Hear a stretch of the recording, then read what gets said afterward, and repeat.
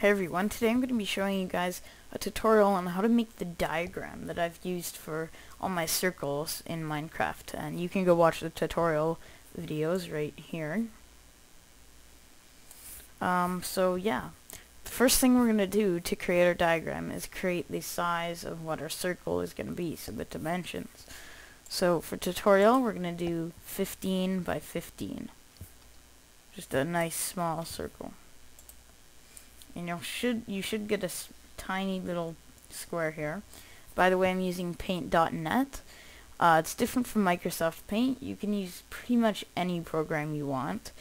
Photoshop works, Microsoft Paint works, but I like paint.net. It's free and it's almost as nice as Photoshop. So once you get your program open and you create a new image, you're going to want to zoom in as much as you can.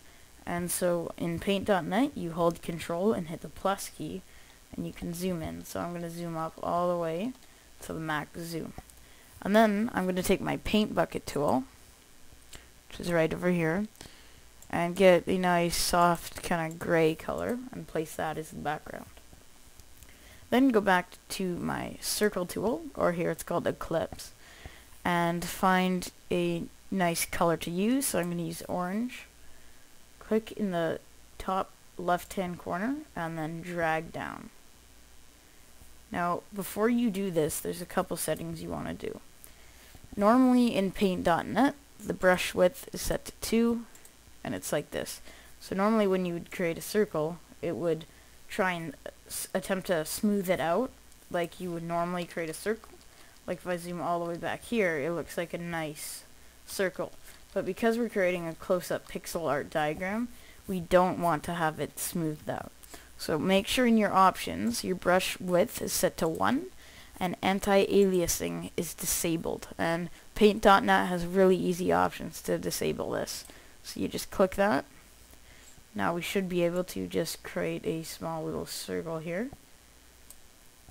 Perfect. So now we have our diagram. And then the next thing is, when you're using your diagram, how are people going to know that this is, I don't even know how many blocks this line is. So the easiest way to do that is take a different color. So I'm going to do a yellow,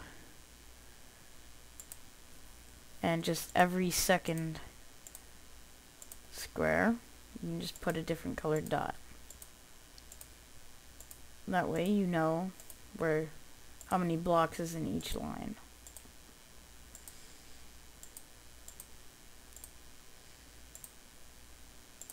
There you go, perfect.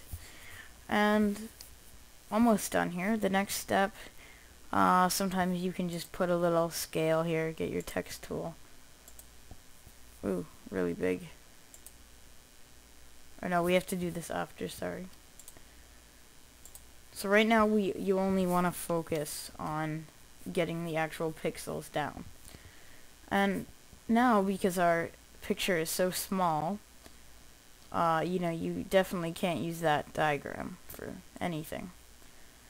So one way to do it, I'm going to show you both ways, is take either Magic Wand tool or Select tool and select your whole picture and then resize it, which is an easy way. And then there's another way, which is where you take a picture of your screen when you're zoomed up like this, and then you use that picture. So I'm going to show you the selection way first.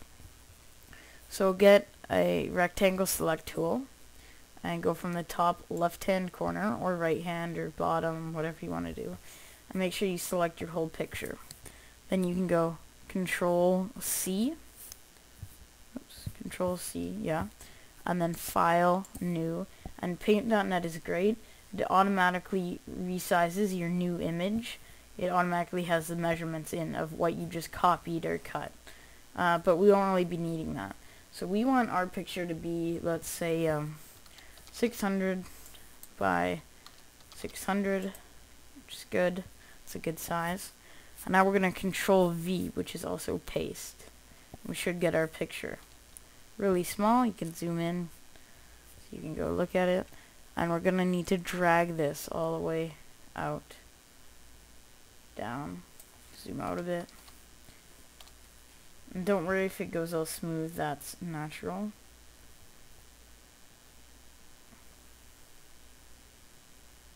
Now if you don't like using the free form select, because you might get your measurements wrong, you can go up here and go image and then resize. But I'm just dragging it out here. And now you'll notice that it smoothed it all out like I was talking about before.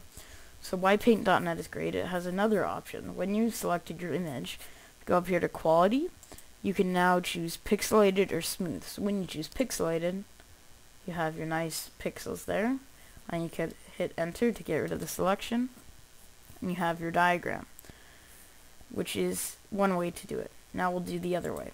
So this is our small picture when it's zoomed in, our small way, and we're going to hit enter to get rid of our selection. And on your keyboard you're going to find a key that says print screen. Oftentimes it's shortened up to PRTSC. Lots of times it's on a same key as a different key, but you're going to want to find that key. And what it does is when you press it, it takes a screenshot of your screen. So I'm just going to hit that.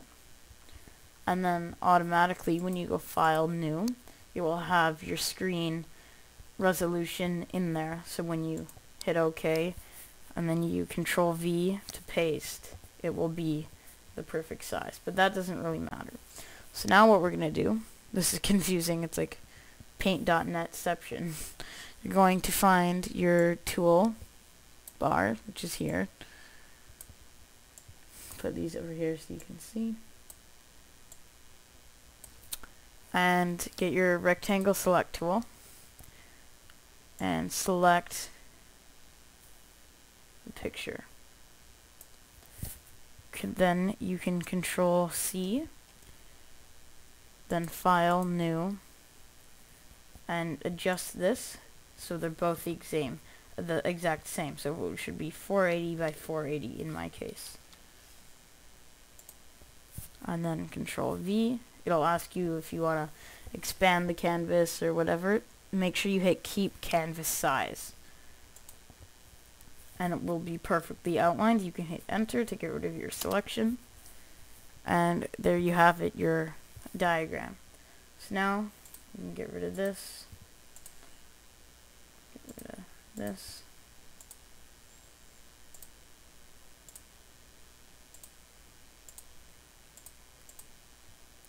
So now we have our two versions that we've made. Smaller kind and a larger kind. Both using different ways, but we pretty much got the same result, which is great.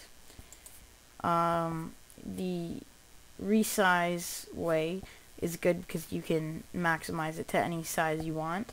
And then the screenshot way is, I actually find it kind of easier, especially in Microsoft Paint, because you don't have to do much extra stuff. So now what you can do is you can find when you want to edit, and you can just, you know, draw like if that's your cube, and then you can use text box, go equals 1 block. That way people know.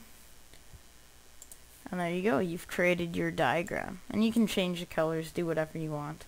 And this works with pretty much any size circle. So yeah, that's how you can create a diagram. So basically all you do in Minecraft is now you put, 5 blocks at the top, and you follow, these are the blocks in game. So it's really easy to do. In the future I'm going to make a little program where you just put in your own measurements.